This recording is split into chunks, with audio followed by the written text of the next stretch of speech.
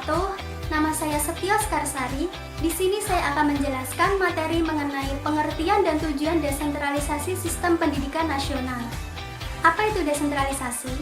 Desentralisasi mengandung makna yaitu suatu proses pendelegasian, pelimpahan, dan kewenangan dari pimpinan atasan ke tingkat bawahan dalam sebuah organisasi. Melalui desentralisasi tersebut, segala keputusan yang dibentuk dalam tubuh organisasi nantinya akan dilimpahkan ke bawahannya. Nah, pelimpahan ini dalam rangka untuk efisiensi dan efektivitas organisasi. Sedangkan menurut Undang-Undang Nomor 32 Tahun 2004, desentralisasi bukan hanya sekedar konsep, tetapi mulai diimplementasikan pada setiap tingkatan manajemen. Tidak terkecuali pada tatanan kelembagaan sistem maupun satuan pendidikan, baik pada jalur pendidikan formal maupun non-formal. Dalam dunia pendidikan sendiri, desentralisasi dapat diterapkan dalam tingkatan struktur organisasi penyelenggaraan pendidikan, mulai dari tingkat pusat, provinsi, kabupaten atau kota, sampai tingkat sekolah. Desentralisasi pendidikan dapat dikatakan sebagai langkah awal reformasi pendidikan, sebab desentralisasi pendidikan merupakan suatu upaya mencari paradigma baru untuk menemukan falsafah dan sistem pendidikan nasional. Oleh karena itu, desentralisasi pendidikan harus senantiasa diterapkan dalam kerangka sistem pendidikan nasional. Karena yang demikian itu merupakan suatu wahana untuk memelihara persatuan dan kesatuan bangsa, serta untuk meningkatkan daya saing bangsa dalam menghadapi pasar global. Dari sini, secara umum, tujuan dari desentralisasi pendidikan dalam sebuah organisasi adalah untuk meningkatkan efisiensi manajemen dan kepuasan kerja pegawai melalui pemecahan masalah-masalah yang berhubungan langsung dengan daerah lokal. Desentralisasi pendidikan pada dasarnya merupakan suatu proses manajemen pendidikan yang tidak akan berjalan dengan benar jika keseluruhannya dikontrol langsung dari pusat. Oleh karena itu, yang memiliki peran yang sangat besar dalam desentralisasi pendidikan di sini adalah pelaku pendidikan yang ada di tingkat bawah. Keadaan ini akan menciptakan suatu kreativitas yang muncul dalam proses pelaksanaan pendidikan, sehingga akan terdapat usaha sadar yang secara terus-menerus untuk memajukan kualitas pendidikan di Indonesia. Dengan adanya desentralisasi pendidikan ini, pemerintah daerah baik di tingkat kabupaten maupun kota dapat memulai peranannya sebagai basis pengelolaan pendidikan dasar. Di tingkat provinsi dan kabupaten akan diadakan lembaga struktural yang melibatkan masyarakat luas untuk memberikan pertimbangan pendidikan dan kebudayaan yang disesuaikan dengan kebutuhan dan kemampuan daerahnya masing-masing. Sekian dari saya, terima kasih. Nama saya Nurmalina Aymarani, saya dari kelompok 3. Di sini saya akan menjelaskan tentang ruang lingkup desentralisasi sistem pendidikan. Desentralisasi pendidikan memerlukan model-model yang relevan sesuai dengan konteks dan karakteristik pemerintahan di daerah. Desentralisasi pendidikan itu sendiri mempunyai 3 model. Yang pertama ada site-based management atau manajemen berbasis lokal. Model ini dilaksanakan dengan meletakkan semua urusan penyelenggaraan pendidikan pada sekolah.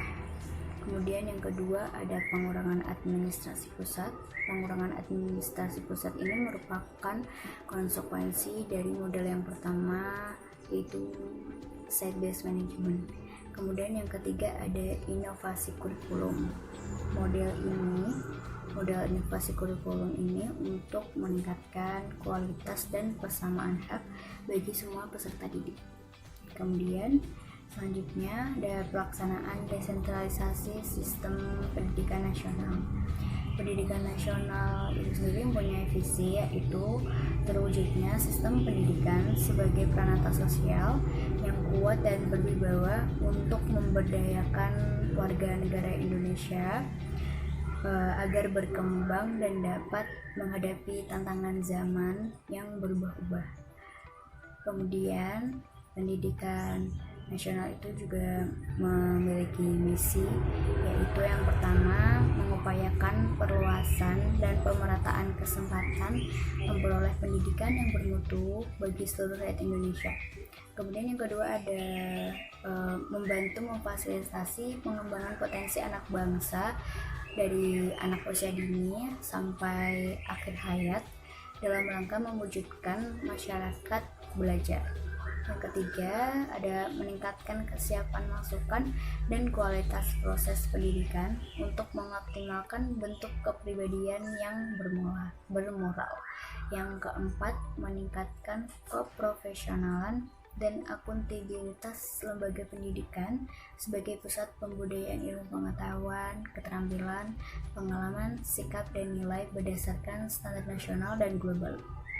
Kemudian yang kelima, memberdayakan peran serta masyarakat dalam penyelenggaraan pendidikan berdasarkan prinsip otonomi dalam konteks Negara Kesatuan Republik Indonesia.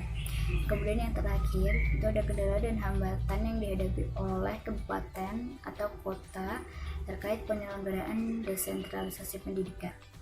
Dengan begitu, dalam prinsip otonomi daerah sebagai implementasi dari desentralisasi pendidikan, maka diperlukan adanya dukungan dari berbagai pihak. Terima kasih. Perkenalkan, nama saya Asifah Rijatul Uya. Di sini saya ingin menjelaskan tentang implikasi secara umum desentralisasi pendidikan.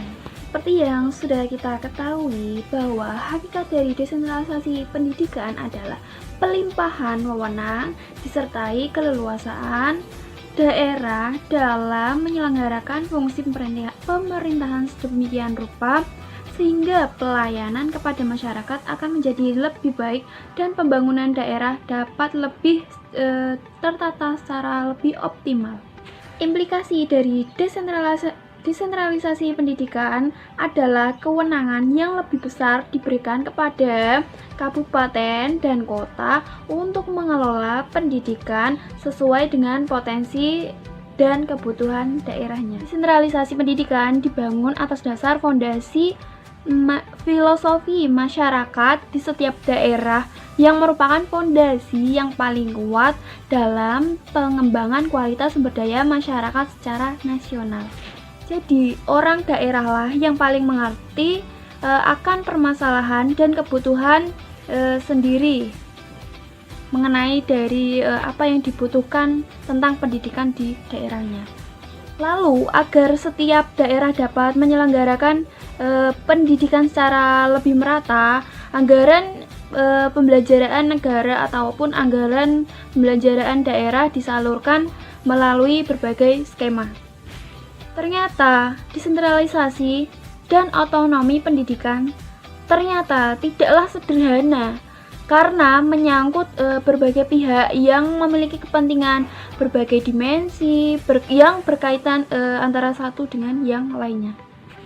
Dalam konteks pemerataan pendidikan, kegiatan yang perlu dilakukan diantaranya yaitu yang pertama peningkatan sarana dan prasarana pendidikan, yang kedua yaitu revitalisasi sekolah-sekolah, lalu yang ketiga yaitu penerapan alternatif pelayanan pendidikan khusus bagi masyarakat yang kurang mampu atau kurang beruntung, lalu yang keempat yaitu peningkatan peran serta masyarakat dalam berbagai bidang pendidikan.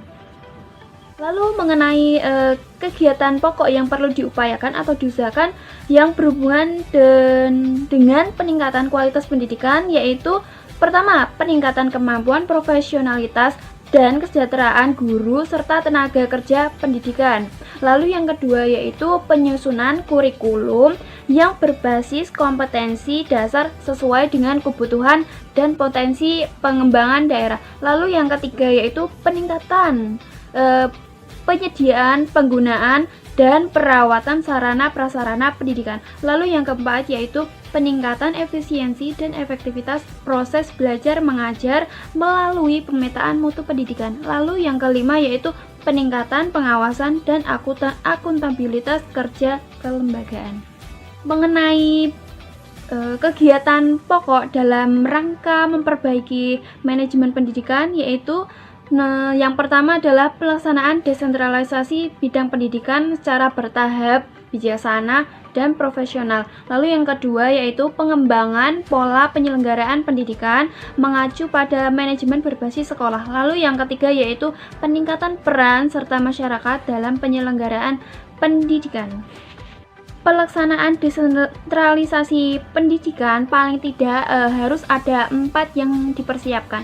Yang pertama yaitu peraturan perundang-undangan, nomor 2 yaitu pembinaan kemampuan daerah, lalu yang ketiga yaitu pembentukan perencanaan unit yang bertanggung jawab untuk menyusun perencanaan pendidikan, lalu yang keempat yaitu perangkat sosial.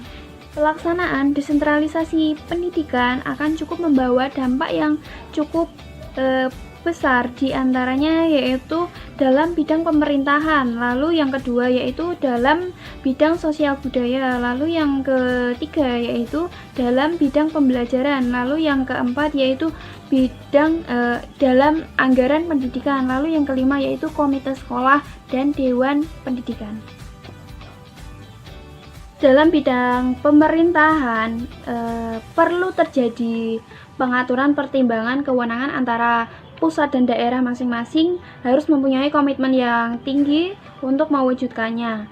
Sebab berhasil tidaknya dari pelaksanaan desentralisasi pendidikan paling tidak ditentukan oleh 3 hal. Yang pertama yaitu adanya politik will dan politik komitmen dari pemerintah pusat untuk benar-benar memberdayakan daerah.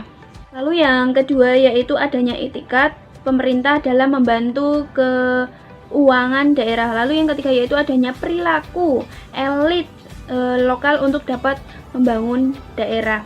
Lalu dalam bidang sosial perlunya dikembangkan wawasan budaya multikultural yang menghormati universalisme, pluralisme, kebinekaan, serta plural komunikasinya. Dalam peningkatan mutu pendidikan, pada dasarnya sangat diperlukan orientasi lokal yang bersifat kedaerahan atau local wisdom. Lalu dalam bidang pembelajaran, para guru diberikan kebebasan untuk mengaktualisasikan bidang pembelajaran tersebut secara optimal, sehingga potensi para peserta didik dapat berkembang secara optimal sesuai dengan apa yang diharapkan. Lalu guru juga harus bersifat proaktif dan kreatif dalam pembelajaran, tidak hanya menunggu perintah dan petunjuk dari atasan atau dari pemerintah. Lalu yang keempat adalah anggaran pendidikan. Mengenai dari anggaran pendidikan ini, yaitu untuk memajukan lembaga pendidikan, sekolah harus menggali dan mengembangkan sumber-sumber potensi yang ada di lingkungan sekitarnya, atau menggali potensi-potensi yang ada di lingkungannya untuk mendukung dari desentralisasi pendidikan atau pemerataan pendidikan. Lalu yang kelima yaitu komite sekolah dan dewan pendidikan. Komite sekolah merupakan badan yang mewadahi peran serta masyarakat dalam rangka peningkatan mutu, pemerataan, dan efisiensi pengelolaan pendidikan di satuan pendidikan. Sekian dari kami, inilah pemaparan dari kelompok 3 mengenai desentralisasi pendidikan. Kurang dan lebihnya mohon maaf. Wassalamualaikum warahmatullahi wabarakatuh.